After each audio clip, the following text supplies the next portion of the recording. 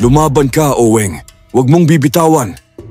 Sigaw ni Tanggol habang pinipilit buhayin ang pag-asa ng kaibigan.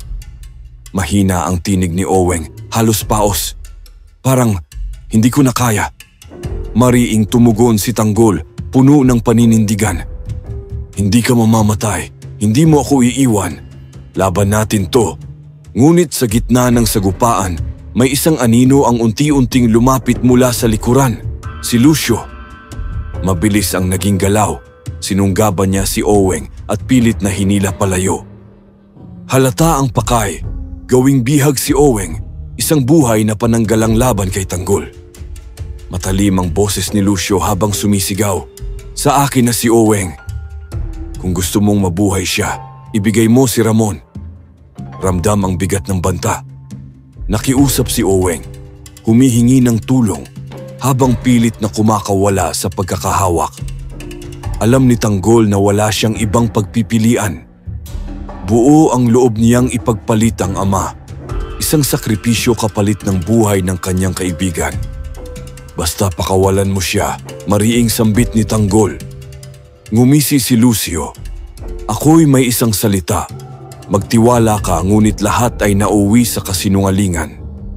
Pagkatanggap kay Ramon, biglang nagbago ang ihip ng hangin. Walang habas na pinaputukan ni Lucio si Oweng ng sunod-sunod. Nag-echo ang malalakas na putok, kasunod ang malagim na sigaw ng lahat. Mabilis na sinalo ni Tanggol ang sugatang kaibigan. Agad niyang isinakay si Oweng sa ambulansya. Habang umaandar, paulit-ulit niyang sinisigaw. Laban ka, Oweng. Hindi pa tapos to. Huwag mong bitawan. Si Enteng, hawak ang manibela, pilit na pinabibilis ang takbo. Sa mga huling sandali, mahina at putol-putol ang tinig ni Oweng. Tanggol, ipagpatuloy mo ang laban. Huwag kang susuko, kahit wala na ako. Unti-unting pumikit ang kanyang mga mata at sa isang iglap, tuluyan na siyang namaalam. Bumuhos ang iyak ng lahat, lalo na si Tanggol na paulit-ulit pa ring tinatawag ang pangalan ng kaibigan.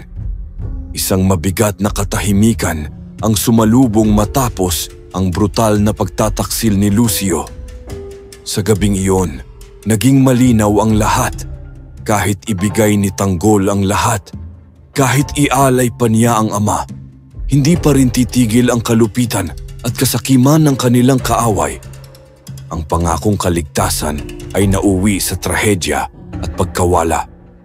Ngunit isang tanong ang naiwan. Hanggang saan pa kayang tiisin ni Tanggol ang pagdurusa? At paano niya haharapin ang halimaw na si Lucio? Ibahagi ang inyong saloobin sa comment section. At huwag kalimutang mag-subscribe para masundan ang susunod na kabanata.